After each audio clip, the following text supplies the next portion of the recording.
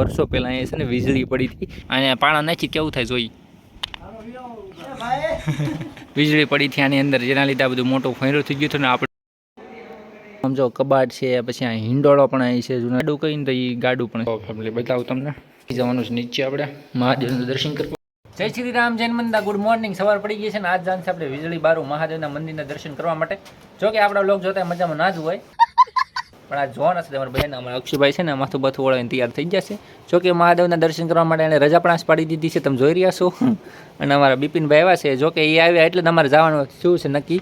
નરેશભાઈ ના પાડતા હતા 2 કલાકથી, પણ હવે આ પાડે છે ને તૈયાર થઈ ગયા છે. સૌની આગળ થઈ ગયા છે, તમે જોઈ રહ્યા છો. 29 and I find myself wondering what did happen to the last 10. I ran away with my life, fast forward, never turn back again. It's kind of funny that the more we pass time, the more we need to set the rewind. And 19 was the year I had to leave you, but now I'm seeing all the signs. અત્યારમાં પહોંચી ગયા છે આપણે 2 રસ્તે. એક રસ્તો જાય છે ભવાની માતાજીના મંદિરે અને એક રસ્તો જાય છે આપણે બરંકત પરથી જવાનું છે આપણે વીજળી બારું. જો કે મારા હા તાને ફોટા પાડી દીધા છે અને મસ્ત મજાના દર્શન કરી દીધા છે હનુમાન દાદાના અને શ્રી રામના એના મંદિર હતું. તો ફાઇનલી ફેમિલી અત્યારમાં આપણે છે ને આ રસ્તે પહોંચી ગયા. આ રસ્તો કોઈને એમ જોઈને લાગે કે અહીંયા આગળ રસ્તો નથી, અહીંથી આપણે જવાનું છે વીજળી બારું મહાદેવના દર્શન કરવા. એ તો તમને બતાવી. અને આ રસ્તો આપણે સીધા વ્યા જાય ને તો આપણે દેખાય ને ભવાની માતાજીનું મંદિર છે. હજી સુધી મને બ્લોગ નથી બનાવ્યો, કોમેન્ટ કરી નાખજો તો આપણે એનો પણ બ્લોગ બનાવી નાખીશું. અને અહીંથી જવાનું ફાઇનલી મિત્રો આપણે છે ને વીજળી બારું ટપકવા આવી ગયા છીએ, પણ એની પહેલાં છે ને આ બંદર કાંઠો આવે. જ્યારે ભવાનીવાળો રોડ આપણે લઈએ અથવા કતપરથી આવી અથવા મોવાળો રસ્તો, ગમે એ 3 રસ્તા આપણે તમને બતાવી દઈએ. એડ્રેસ પણ લખી રાખીએ ડિસ્ક્રિપ્શનમાં.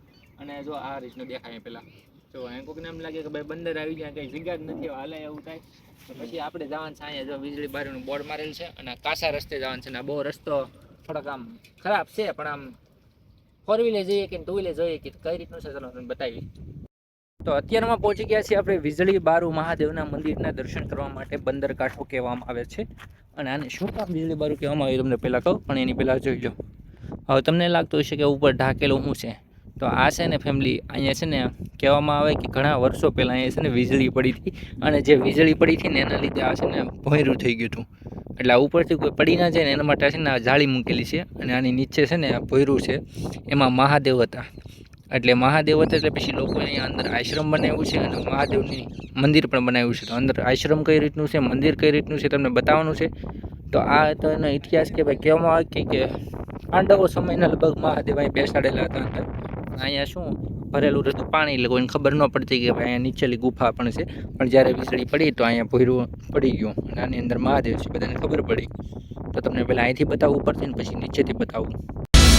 Is this really happening? I can't believe it's true.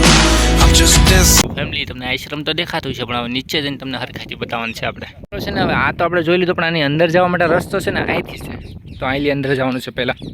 અને આ રસ્તો તમને બધાને ખબર છે કે ભાઈ અહીંયા ગાડીઓ છે ને પાર્કિંગ કરી દેવાની, બાઇક 2 વ્હીલ 4 વ્હીલ જે પણ હોય છે. કેમ કે નીચે જવાની નોટ અલાઉડ છે, કેમ કે અહીં પછી પાણી વધી જાય તો નીકળવાનો ચાન્સ નથી રહેતો. અત્યારમાં જોવાનું છે કે આપણે દર્શન થાય કે નહીં થાય. રત્નેશ્વર મહાદેવ મંદિર જવું છે. જો પાણી ભરાઈ જાય ગુફામાં તો આપણે અંદર નથી જઈ શકતા, પણ નહીં ભરાણું હોય તો આપણે જઈશું. રત્નેશ્વર મહાદેવનું મંદિર કેવું છે હજી સુધી ન જોયું હોય તો નીચે ડિસ્ક્રિપ્શન લિંક આપી ત્યાંથી જોઈ લેજો કે ત્યાં પણ કેવું છે. surprised as you. છે ને મારા મિત્રો આગળ જઈને અંદર જઈને આવે છે. જો ઓલી બાજુલી સડતા છે, તમને બતાવીશ. નીચે ઉતરે છે અને એ રસ્તો સીધો છે ને અહીંયા આવે છે. જો અને અહીંથી આપણે નીચે જવાનું છે. તો પહેલાં છે ને એને અહીં આવી જવા દી. જો મિત્રો મારે આવી ગયા છે બધા. હેલો હાય હાય ટાટા કરે છે. અને પાણા નાખી કેવું થાય જોઈ.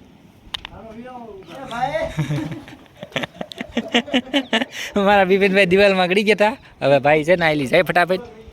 મિત્રો આપણે પણ અંદર પહોંચી ગયા છીએ. જો અંદર કઈ રીતનું છે ને તમને બતાવું. જો તો આ અંદર આ રીતનું છે, પણ હવે રસ્તો બંધ છે એવું લાગે છે. મારા ભાઈ બહેનો કોઈ અંદર જતા નથી, એટલે કે પછી ફોટો પાડતા હોય તો જો એ પહેલાં તમને અંદર જવાનો રસ્તો હશે તો આપણે જઈશું. અને આશ્રમ તમને નહીં બતાવી શકી. Is this really happening? I can't be too sure, but one day I'll be yours again. મિત્રો અત્યારમાં વેળ નથી આવી હજી. તો વેળ ભરાવાનો ટાઈમ છે અને આ રસ્તો આ રીતનો છે ચાલવાનો. તો ચાલો તમને પેલા બતાવી કે કઈ રીતનું છે અંદર. અને લાગે છે કે ભાઈ તાળું માર્યું છે. તો જો બહુ મોટી ભૂલ થઈ ગઈ છે. હવે દર્શન કરવા પણ તાળું મારેલું છે, તો પેલા જઈએ આપણે. આ મિત્રો જાય છે, પેલા જોઈ, જો તાળું મારેલું તો આપણે નથી જવાનું, નકર જવાનું છે. અને ભાઈ ઉપરથી લોકેશન તમને બતાવ્યું હતું વીજળી બારું. આ જો ગુફા આ બાજુ હતી, પાંડવોના સમયથી લગભગ આ છે અને અહીંયા બનાવી હતી. અને આને કહેવાય છે ગુપ્ત કાશી તપાભૂમિ. તો શરૂ છે કે મિત્રો? લ્યો ફેમિલી, તાળું મારેલ છે એટલે આપણે નહીં જઈ શકીએ. અમારા ભાગ છે એવું લાગે છે. અને અમારે આગળ બિપિનભાઈ સીધા અંદર વ્યા જાત. જો ભાઈ ખુલ્લું છે, તો અહીંયા તાળું નથી મારી રહેતું, ખાલી આકડીઓ દઈ દીધેલો છે ભાઈ. અને એકવાર લોકેશન તમને બતાવી દો પહેલાં.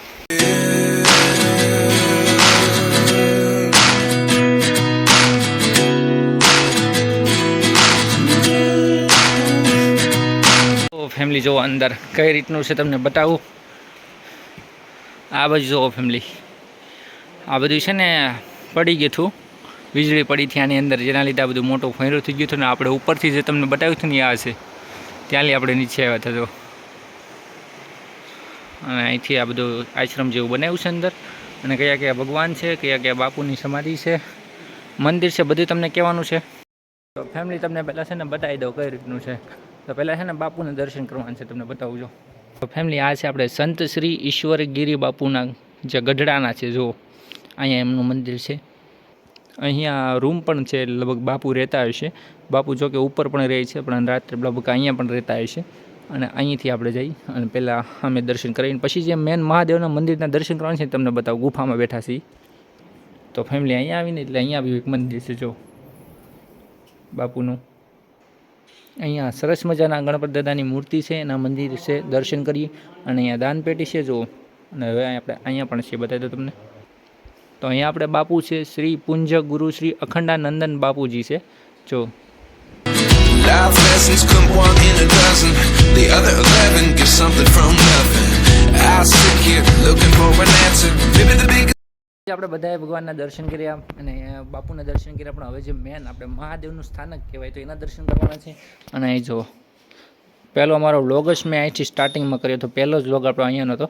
અને અંદર જઈને તમને બતાવું કઈ રીતનું મંદિર છે ને શું શું છે. જો ફેમિલી બતાવું તમને, નીચે ઉતરીએ એટલે અહીંયા પેલા રૂમ જેવું છે. જો કે અંદર કાંઈ છે નહીં, ખાલી એક ફોટો છે. પણ અહીંથી જવાનું છે નીચે આપણે મહાદેવનું દર્શન કરવા. મારા મિત્રો પહેલાં પહોંચી ગયા છે. નરેશભાઈ અમારે ભક્તિ કરે છે, જો કે વર્ષમાં પહેલી વાર કરે છે. જો પહેલાં મહાદેવના દર્શન કરાવું.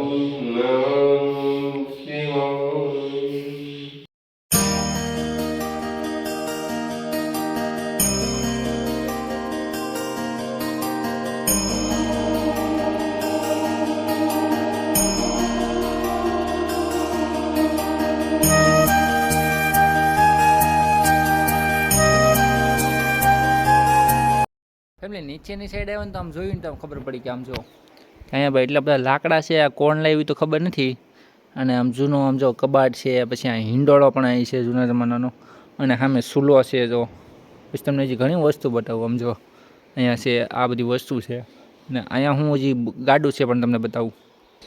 ફર્સ્ટ નંબરનું આપણે જૂનામાં જૂનું ગાડું કહીને તો એ ગાડું પણ છે. આમ જો ફેમિલી વિચારો કે એટલો બધો સામાન અહીંયા આવ્યો કઈ રીતનો છે અંદર. હા જો આ બધું મને લાગે તણાઈ ગયું છે પાણીમાં, પછી અંદર આવી ગયું છે એવું લાગે છે. સમજો પતરાને આમ ઘણી વસ્તુ છે. આ જો કે કંઈક લાવ્યા હોય એવું પણ હોય. અને આમાં જો લાકડા પણ એટલા બધા કોણ અંદર નાખી શકે.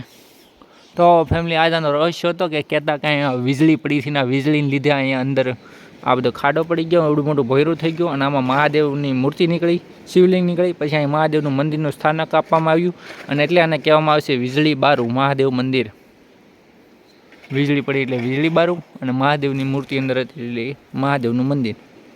અને અમારા બિપિનભાઈ કામ પર લાગી ગયા છે. જો સાફ સફાઈ કરી નાખી છે થોડીક. ફેમિલી આના અંદર છે ને આશ્રમ હતું જ તે એમ જ કહીએ કે આપણે. અને આ બધું જો પતરા પણ છે, થાંભલી પણ છે. આ રીતનું આશ્રમ હતું જ ત્યાં ઠેઠ સુધી જો. અને આના જ બધા પતરાને એવો સામાન પીડ્યો છે, લાકડાને એવું બધું પીડ્યું છે.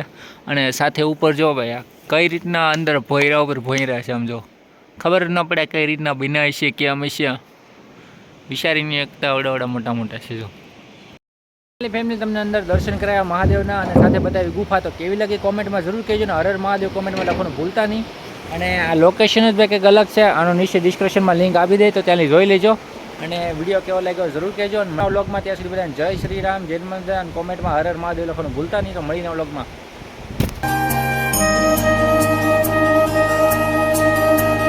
અમારા 2 પંછી તો અહીંયા બેઠા છે, પણ એક પંછી હવામાં ઉડી ગયું. જો ચાલી સીડો આમ, જો હવામાં ઉડી ગયું.